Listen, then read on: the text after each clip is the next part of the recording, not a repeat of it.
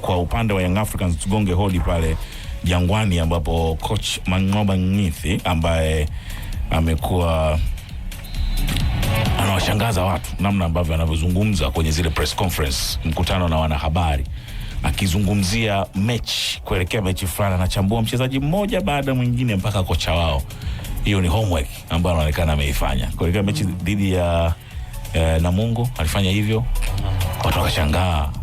Dhidi ya Coast Union akamtaja mchezaji mmoja na amefanya hivyo pia leo kuelekea mechi dhidi ya JKT Tanzania. Sema ni timu nzuri, akimtaja Paul Peter, mabeki wote wale, viungo wote, kwamba wana wachezaji wazuri, kocha mzuri, na anaona watakuja kufanya vizuri siku za usoni. Lakini je, hii ni kama kucheza na mind games? Anawavuruga wachezaji pamoja na hizo timu ambazo anakutana nazo? Hapana. Hawezi kuwa na wavuruga. Utavurugika kama utaamua kulibeba. Hapa tunakuja kwenye ile nadharia ya mapokeo, Musa. Unajua mwanadamu ameumbwa hivi. Mungu alipoweka hichi kiungo kinachoitwa masikio, chenyewe kimeenda kuunganishwa moja kwa moja na ubongo. Sasa wanadamu, kwa asilimia kubwa sana ya wanadamu, wao wanapenda kusikia taarifa ambazo wanazipenda. Wanapenda kusikiliza taarifa ambazo wanazipenda. Ni kauli tata. Kwa mchanganuo wake, wanadamu wengi wanapenda kusikia taarifa ambazo zinawafurahisha. Ndiyo maana halisi ya wanadamu wengi wanapenda kusikia taarifa ambazo wanazipenda. Kwa hiyo ukiangalia sasa, wewe ubongo wako utaenda kutafsiri vipi namna ambavyo umeweza kuzipokea hizo taarifa. Coach yoyote kukaa kwenye media tour, kwa maana kwenye press, kwenye interview yoyote ile, akajaribu kuizungumzia timu pinzani, akawataja wale wachezaji, ubora wao na madhaifu yao, akawasifia, huwa inategemea ile timu inaenda kupokea vipi kile kitu. Masuli, kocha wa zamani ni kocha wa raia wa Italia, timu ya taifa ya Italia, kahudumu pia pale El Galactico, Real Madrid, lakini pia kwenye mpira wetu wa Afrika pale Afrika Kusini, ambako huyu ndo alikuwa ni mentor wa Mang'oba Ngithi. Namzungumzia Pitso Mosimane. Pitso ana uwezo wa kuwajua hata wachezaji wa Namungo in two details. Akaa anataja Hashim Manyanya yuko hivi, Hassan Kabunda yuko hivi, Machela yuko hivi, kwa sababu yeye ni taaluma yake ambayo anaiishi, lakini anajua sifa ya kwanza ya kwenda kumshinda mpinzani lazima uweze kujua ubora wake uko wapi na madhaifu yake yako wapi. Kwa hiyo anachokifanya kocha Young Africans sio kitu kigeni, sio kitu kipya, ni kwa sababu kinaonekana kushangaza, kwa sababu makocha wengi sisi ambao tunao wamejispecialize kwenye kuzungumzia vitu vingine ambavyo mara nyingi sio vya kimsingi, kwa maana sio technical issues. Wao wanazungumza ile general ya mechi ama mchezo wenyewe unataka kitu gani. Ndio maana kamsikilize Amani Josia akiwa anafanya mahojiano yake. Kuna vitu utachukua positive. Anaielezea timu pinzani, unaweza ukasema kwamba yeye ndo alikuwa nao kwenye mazoezi siku ya jana kabla ya mchezo. Na anaelezea mchezo baada ya kuisha, hata kama timu yake imepoteza, unajua kweli huyu ana uelewa mkubwa wa mchezo wa mpira wa miguu, kwa sababu vitu vyake viko organized na vinapita kwenye vimepikwa kwa kutumia data na takwimu za kutosha, lakini anazo taarifa za kutosha ama toshelezi ambazo zinahusu wapinzani wake. Kwa anachokifanya kocha mpya wa Young Africans ni kitu kizuri kwa upande wake na ni kitu kizuri kwa wapinzani, kwa sababu wanajua kwamba wanafuatiliwa na mpinzani ambao wanaenda kucheza naye. Sasa wao wanapokea vipi linabaki kuwa ni jambo lao. Wana uwezo wa kuiendo hiyo pressure kutoka nje, kwamba tayari tulishafahamika hayo madhaifu, tayari madhaifu yetu yalishajulikana, ubora wetu ulishajulikana, ama vipi, ili waweze kutengeneza mpango kazi mpya ambao unaweza kaenda kuwasaidia wao wakaenda kuweza kutoka kwenye hiyo changamoto, kwa sababu ukisha mpinzani ana taarifa zako za kutosha, wewe unazo za kwake, huenda azitoshelezi. Inahitaji uongeze umakini pale ambapo utaenda kutega mitego yako kwa ajili ya kwenda kujinasua kwenye hiyo changamoto ambayo unaiendea. Kwa hiyo haiwezi kuwa vuruga na haiwezi kuwa mind game. Mpira Musa sasa hivi umetoka kwenye tunasema ile narration, yale masimulizi, kwenda ukasimulia tulicheza nao msimu uliopita ilikuwa hivi. Watu wengi hawapendi kusikia hivyo, na kwenye refreshers course nyingi ambazo zinatokea sasa hivi wanafundishwa namna ya kumwanalyze mchezaji kwenye ubora na udhaifu. Ndio maana unaweza kaona, mfuatilie pia Ahmed Ally kwenye mahojiano yake anazungumza mpira. Ahmed Ally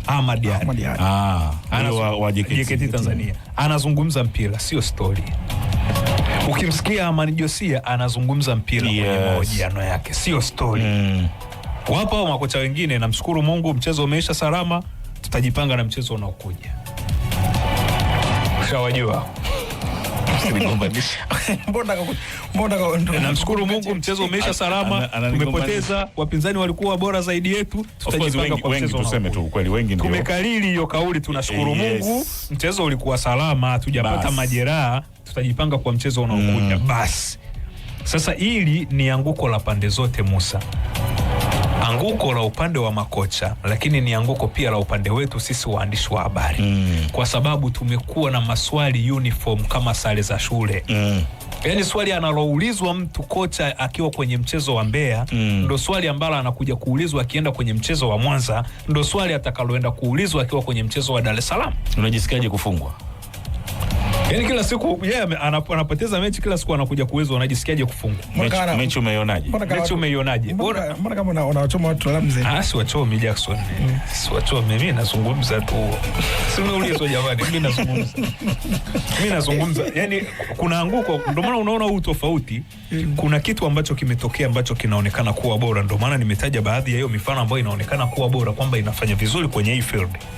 Sio waandishi wa habari wote ambao wanafanya maswali yao kwa kurudia ile script yao kwamba inarudiwa kila mchezo.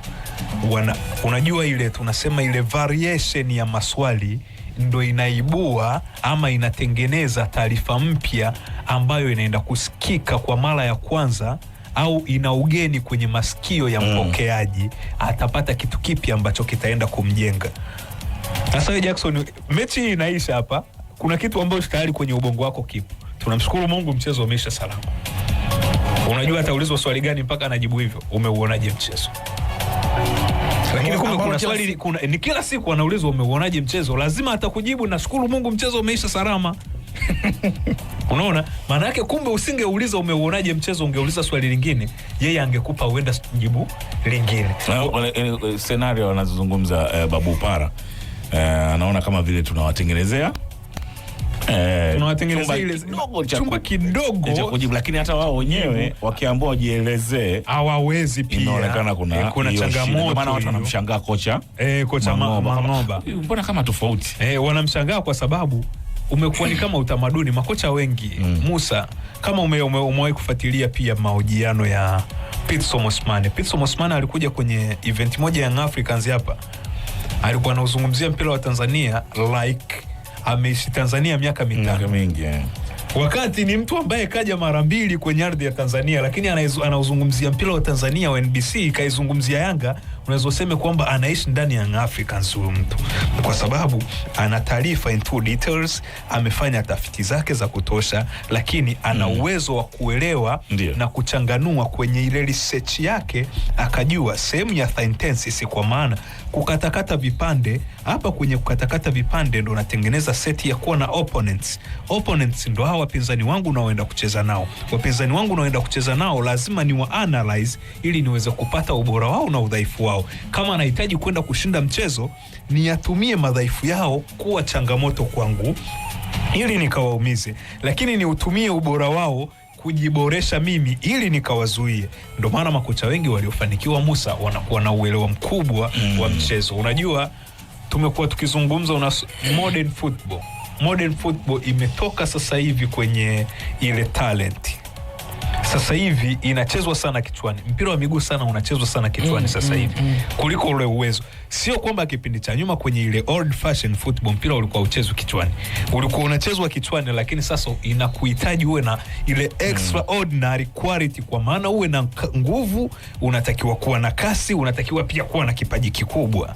Lakini sasa hivi unaweza usiwe na hicho kipaji kikubwa, ila ukawa na ubongo ambao una uwezo wa kukariri vitu na kuvielewa na kutafsiri kwa uharaka, ukaonekana kuwa mchezaji bora kiwanjani kuliko wale ambao wanaonekana kuwa na vipaji vikubwa. Na kupa kesi moja nyepesi.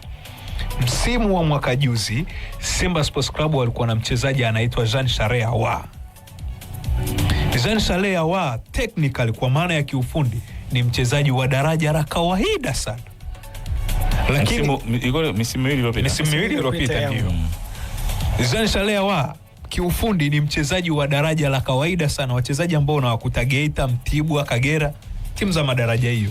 Lakini kwenye ubongo, kwa namna ambavyo anafanya execution, namna ya kutafsiri matukio kiwanjani, ana uwezo mkubwa kuliko wachezaji wote waliokuwa Simba kwa kipindi kile. Ndio maana yeye alikuwa anaonekana anaamua matukio muhimu kiwanjani, ambayo unaona vipaji vinashindwa kuamua, lakini ubongo unakuja kuamua.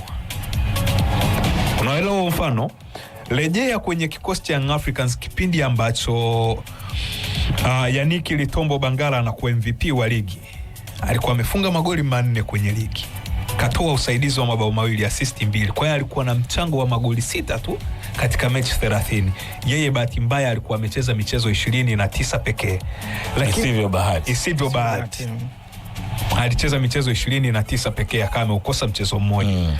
Ukija kuangalia ubongo wa Young Africans kuweza kutengeneza kila kitu, matukio yatokee kiwanjani, ilikuwa ni chini ya Yannick Litombo Bangala, kwa sababu alikuwa na uwezo wa kutafsiri vitu vingi vya wapinzani na vitu vingi vya timu yake, na kubadilisha vile vya wapinzani ambao unaonekana kuwa udhaifu, anaibusi timu yake, vinaenda kutumika kama changamoto ambao ndo fursa, timu inapata matokeo ushindi. Anautumia ule ubora wa mpinzani kubadilisha na kufanya uwe udhaifu kwake, ili yeye aweze kujibidisha na kuzuia, ili timu yake iweze kupata matokeo ushindi. Kwa hiyo anachokifanya kocha wa Young Africans ni, kwa sababu mpira sasa hivi Musa unachezwa sana kichwani kuliko namna ambavyo unaweza ukaucheza kiwanjani kwa kutumia hizo talents na vitu vingine, lakini unahitaji pia kumuassess na kumfanyia research ya kutosha mpinzani, ili ujue utaenda kukabiliana naye vipi. Sio jambo geni, ni jambo kubwa, ni jambo jipya kwenye mpira wetu. Wenda ndo tunaanza kulionaona. Kuna makocha wazao ambao wanalifanya, sio kwa ukubwa huo, lakini mimi natamani wote wangekuwa wanafanya hiyo, na sio, namshukuru Mungu mchezo umeisha salama. Sawa bwana Ali _